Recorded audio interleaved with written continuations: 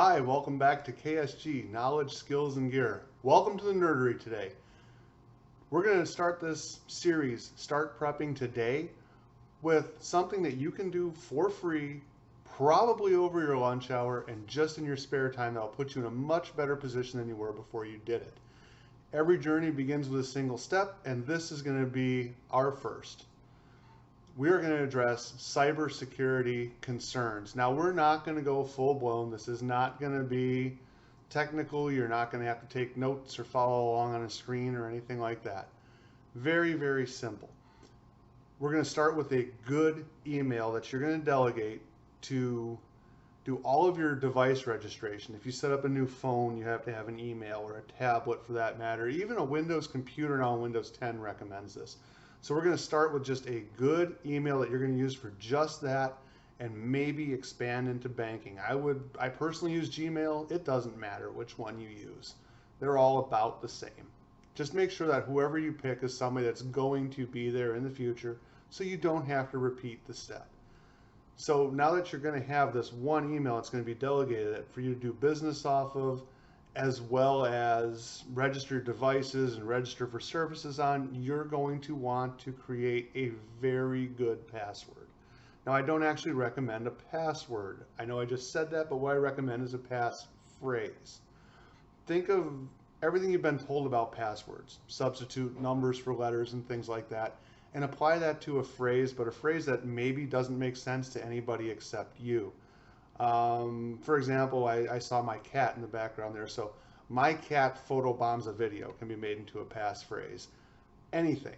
And it's just something that you'll remember, that's going to be much harder for a computer to logically guess, or for a hacker to pick up based off looking at your social media profile or anything else. With that said, creating good passwords is difficult. And it was difficult when everybody had an email account and a bill account. Think of how many accounts and passwords you have now. It's almost impossible to keep unique, good, high quality passwords on all of them. And that's where we're going to use a password manager. Now, there are many out there. Some of the top ones that I've heard of are LastPass, Dashlane. There's more. I'm not sure who's on top right now. The one that I use is LastPass. So we're going to take a very quick look at that, because there are different tiers. And yes, LastPass does have a free service, but there's also paid versions of it with some differences that may or may not be worth it to you. So we're going to have a look at that right now. Okay, so in the world of password managers, the one that I choose is LastPass. I do this simply because it's one of the easiest to use, and it is a good product, and it does have a free version, although it is a little bit limited on what that free version offers. So first off, it will help you, and this is the main thing, log in and go. This is nice because it remembers the website and the appropriate password for it. Better yet, you can do this portion here where it says generate strong passwords. This is absolutely imperative. This is going to make a much better password than you or I can come up with, because it'll only make sense to a computer. It won't really make sense to us. Another nice feature on this is the dark web monitoring. Now that sounds a lot more impressive than it is. What it really does is it looks at your accounts, and if they're caught or potentially caught in a data breach, you'll get an email regarding that. When you do sign up for this, you will have to use one of your legitimate emails to log in. This will install as an extension on both Chrome and the new Edge. I haven't tried it yet on Firefox or other browsers, but it works great for what it is there. Scroll down a little bit and we can get through some of the advertising there. So here's what the free account does. It will store unlimited passwords for unlimited sites, but you can only access it on a single device type. So if you only use your tablet or your phone for going online and doing your business, say banking and things like that, you can use it on there. I do all of my business on the computer, so I have it installed as an extension on my browsers for my computer. And you can see here that you do have the free $0 per month. It includes a 30-day trial or premium. I don't recommend that. Just go ahead and go with the free. If you do want premium, the biggest thing that you have here is you get encrypted file storage, the extra dashboard, which it is what it is, and you get access on all of your devices, as well as an advanced multi-factor option if you need to do that. In truth, most of us are not going to have to worry about that. We simply need to create strong, 16 character passwords, max out what the website will allow, and that'll be enough for most of us to get by with a modicum of security. This alone, just any password manager. There are others out there. Do your homework, take a look, decide on the one that's best for you. Using a password manager with strong passwords and paring down to a single browser that you're using for business will go a long way in setting you up to be much more secure. And that does take care of a big chunk of your cybersecurity front. Okay, now that we have good solid passwords and a password manager that we can get into, let's talk about our devices. Devices need to be what's called hardened. Again, welcome to the nerdery. A hardened device is not nearly as complex or as cool as it sounds. It simply means you do little things like turn off your Bluetooth radios, and if you have near field communication, turn that off as well when it's not in use. You could do a very deep dive and turn off location features for different apps and things like that. That's not what we're going to discuss here. Very basic, harden the device, turn off the unused radios. You can go further, and it depends if you have an Apple or an Android. There's going to be different ways to control what your apps on your phone can see and what they can't see, whether they can see your contacts, your location, your text messages. There is a lot. And that could be the subject of a whole video series unto itself. For our purposes, simply turning off the unused radios will stop our devices from communicating with other devices around. You might have heard this talked about as the Internet of Things. It's only going to get bigger, and only you are going to be able to turn these signals on and off to keep your phone from talking when it shouldn't, or tablet, or any device for that matter.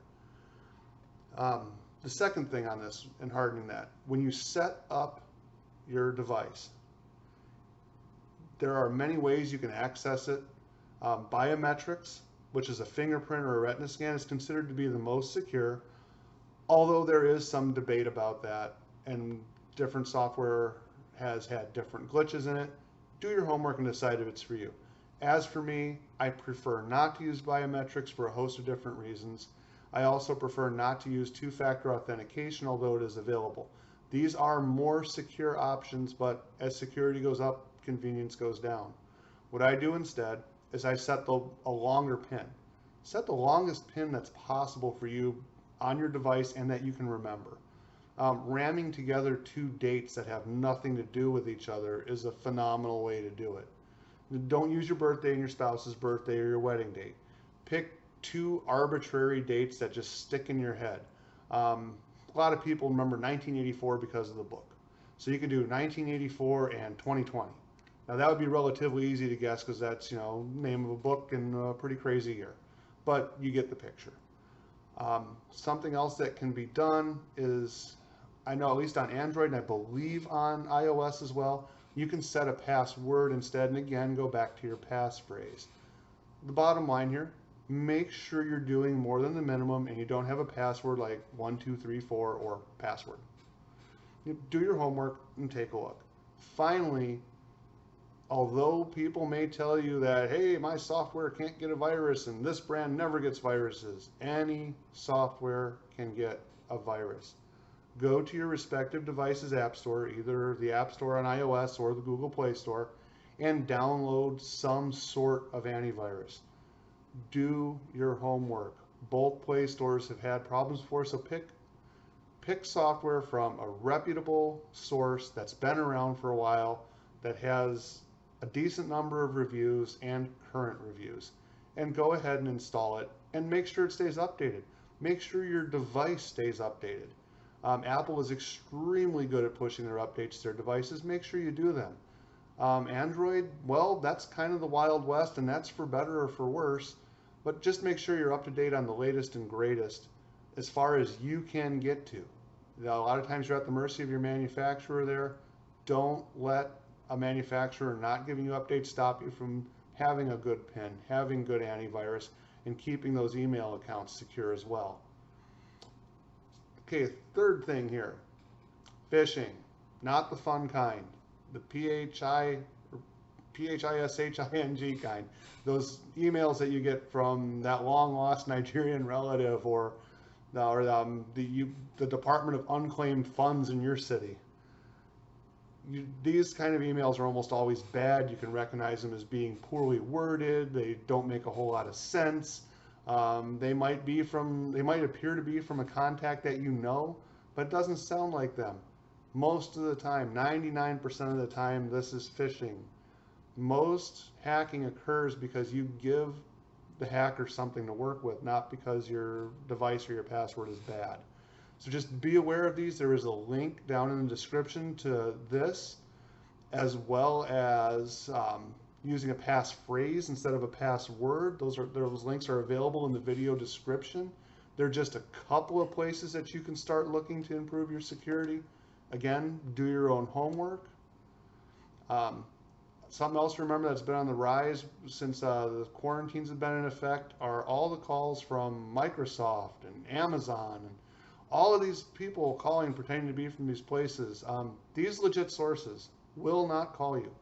Microsoft is not going to call you up. They don't have a department of watching funny IPs. Amazon is not going to call you because your Prime's going to auto-renew. You know this when you're on there. And better yet, if you're on an Apple computer or a Linux computer, Microsoft is calling you about a virus, it's probably not true. Don't ever take these calls. Report them as spam, block them out. All right, now finally, this is the biggest one. Be alert and be careful with your information. You've got great passwords. Don't write them down and put them under your keyboard. It's not a good idea.